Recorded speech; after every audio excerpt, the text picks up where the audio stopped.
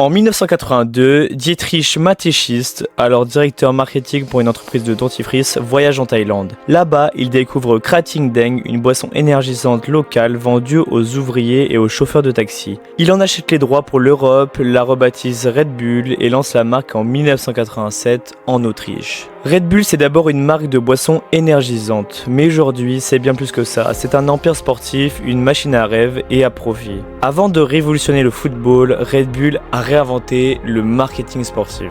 En F1, ils ont transformé une écurie moyenne en champion du monde, 4 titres avec Vettel. En sport extrême, ils ont fait de Felix Baumgartner le premier homme à franchir le mur du son sans avion. En aviation, ils organisent la Red Bull Air Race, une compétition de voltige aérienne suivie par des millions de personnes. Ils ont fait carrément voler un avion sous un tunnel. Leur secret, ne pas sponsoriser le sport, mais le posséder. Et c'est exactement ce qu'ils vont faire avec le football. Red Bull débarque dans le football avec un coup de poker, le rachat du SV Austria Salzbourg, un club historique autrichien qui était endetté pour 1 euro symbolique. Ils épongent donc toutes les dettes et relancent le budget du club. Le problème, les fans ne veulent pas d'une marque de boisson à la place de leur club. Manifestation devant le stade, banderole, création d'un nouveau club, le SV Austria Salzbourg qui repart en 7ème division. Les fans autrichiens ne veulent donc vraiment pas de Red Bull. Mais la boisson Autoro a une vision. Salzbourg ne sera pas un club comme les autres, ce sera une usine à talent, un laboratoire pour leur modèle économique. Et ça marche, en quelques années, Salzbourg devient le club le plus dominant d'Autriche, 12 titres de champion depuis 2007, mais surtout, il devient une machine à fabriquer des stars. Sadio Mané, vendu 34 millions à Southampton, Erling Haaland, vendu 20 millions à Dortmund, Dayo Upamecano, vendu 42 millions au Bayern, ou encore Dominique Szoboszlai, vendu 70 millions à Liverpool. Comment? Grâce à une stratégie implacable. Recruter des jeunes talents souvent en Afrique ou en Amérique du Sud, formation accélérée, revente avec une plus-value folle. Résultat, Salzbourg n'est plus un club, c'est une entreprise.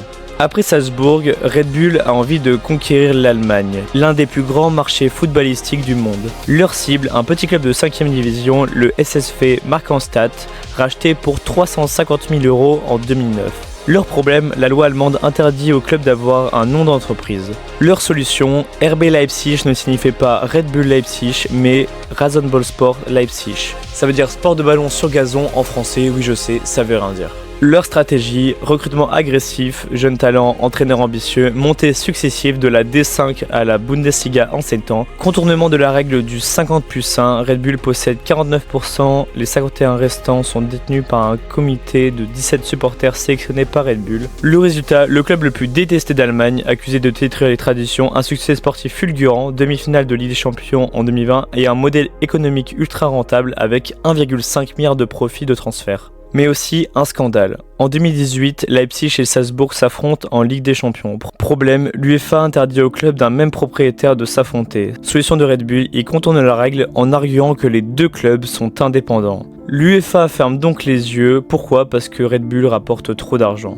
Aujourd'hui, Red Bull ne se contente plus de Salzbourg et Leipzig, ils ont bâti un empire mondial. Le RB Salzbourg, l'usine à talent, le RB Leipzig, la vitrine européenne, New York Red Bulls, le marché américain, le RB Bragantino, le réservoir de jeunes en Amérique du Sud, et maintenant le Paris FC, un partenariat stratégique. Leur modèle, un réseau interconnecté, les joueurs passent d'un club à l'autre sans frais de transfert, un recrutement intelligent, une identité commune avec le même site de jeu, même philosophie. L'exemple parfait est Dominique Szoboszlai, acheté 500 000 € à 17 ans, formé à Salzbourg, transféré à Leipzig sans frais et vendu 70 millions à Liverpool. Résultat, des profits colossaux, des résultats sportifs et une influence mondiale. En 2023, Red Bull fait un nouveau pari, entrer au capital du Paris FC, un club de Ligue 2. Pourquoi la France? Un marché porteur, 5e championnat européen, un partenariat avec la famille Arnaud. Red Bull est actionnaire minoritaire à 10,6% avec une part qui montera à 15% d'ici 2027. Olivier Minslav, le DG de Red Bull, et Mario Gomez, directeur technique, siègent au conseil d'administration. Jürgen Klopp, directeur du football chez Red Bull, vient régulièrement en tribune, mais leur influence reste limitée. Apport technique et data, conseil sur la formation, visite du centre de Salzbourg par le DG du Paris FC, objectif, tester un nouveau modèle. Partenariat minoritaire plutôt que rachat total.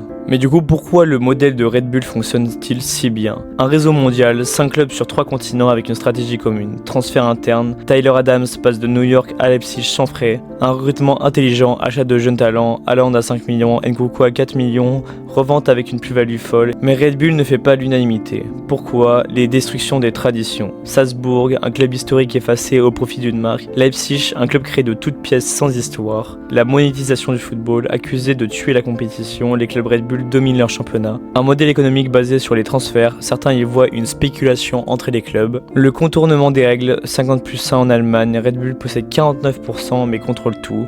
Mais Red Bull a aussi des défenseurs. Une formation de qualité, beaucoup de jeunes joueurs réussissent, un modèle économique innovant, les clubs ne dépendent pas des droits TV, les résultats sportifs, demi-finale de C1 et une usine à talent. Red Bull a révolutionné le football en moins de 20 ans. De Salzbourg à Leipzig, en passant par New York et le Brésil, ils ont bâti un empire. Leur modèle, contrôle total sur certains clubs, partenariat stratégique sur d'autres, Paris FC, Leeds. Mais une question reste en suspens, jusqu'où iront-ils? Vont-ils dominer la Ligue 1 comme ils dominent la Bundesliga? Leur modèle est-il soutenable ou va-t-il tuer le football? Une chose est sûre, Red Bull ne s'arrêtera pas là, et le football ne sera plus jamais le même. À vous de juger, dites-moi en commentaire, Red Bull est-il un sauveur ou est-il un prédateur pour le football? Une autre question est-elle, est-ce que faut-il réguler la multipropriété? Bon alors, j'ai rajouté un pull à mon style vestimentaire, voilà. Donc là, on va sortir un peu de l'aspect documentaire de tout ça, enfin documentaire, entre guillemets l'aspect histoire, et je vais plutôt donner mon avis avec quelques chiffres, alors non, j'ai pas vraiment des chiffres, mais un peu quelques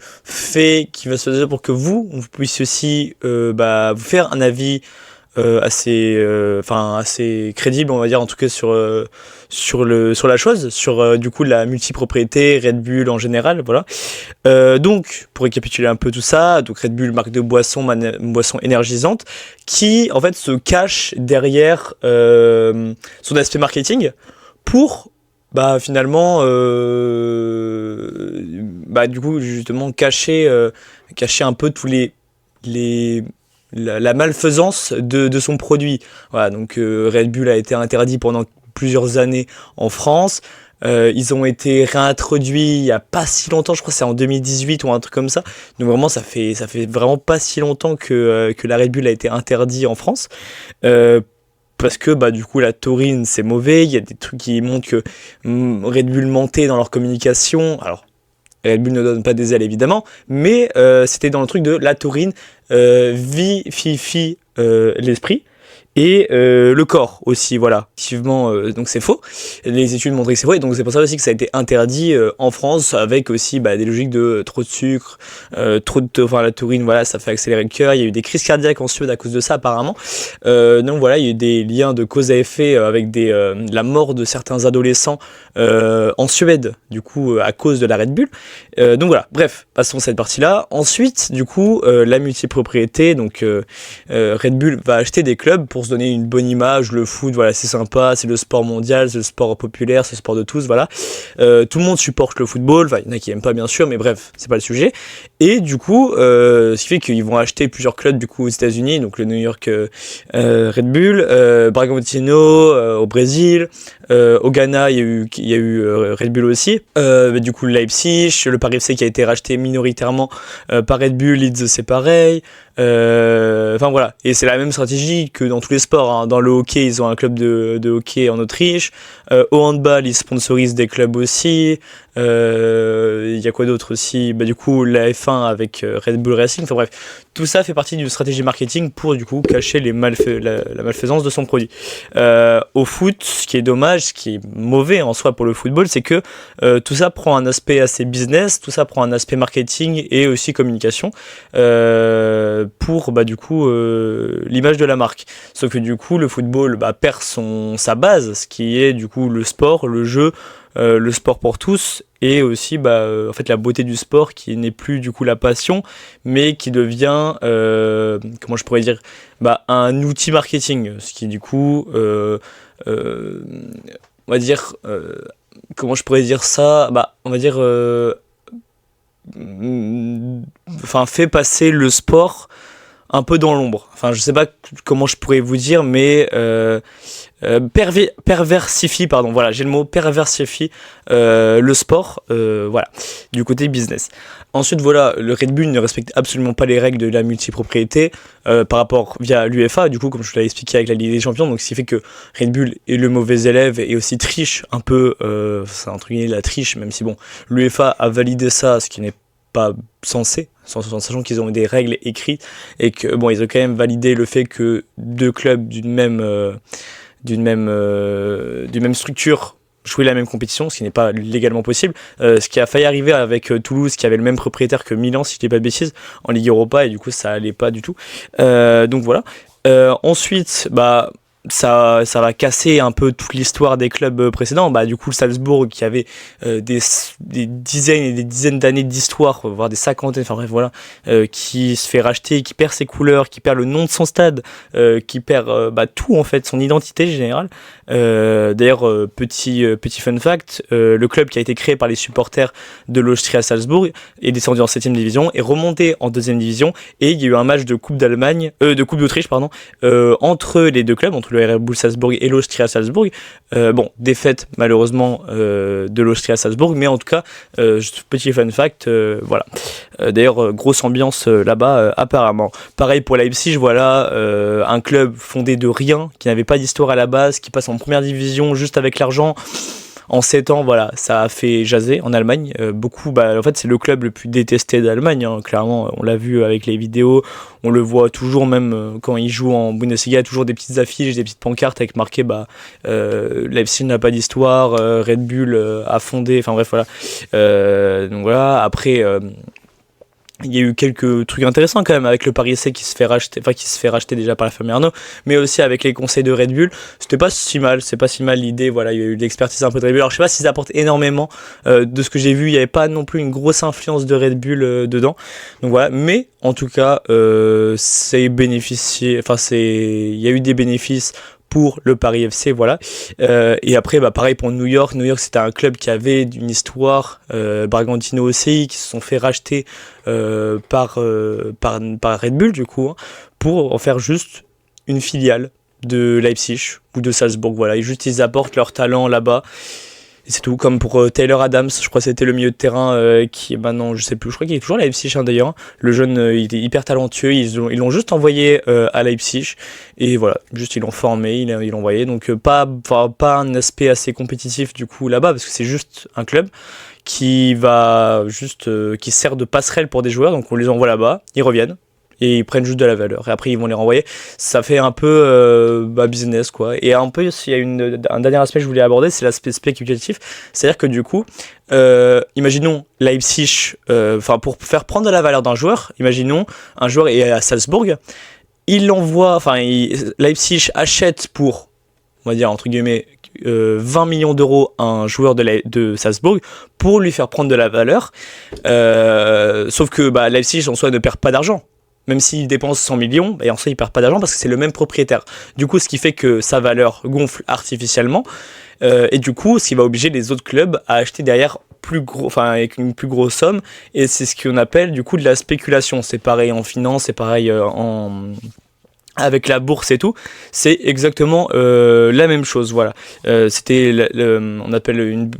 pareil, c'est pareil avec l'IA actuellement, hein, c'est beaucoup de bulles spéculatives. C'était pareil avec l'immobilier il y a pas si longtemps.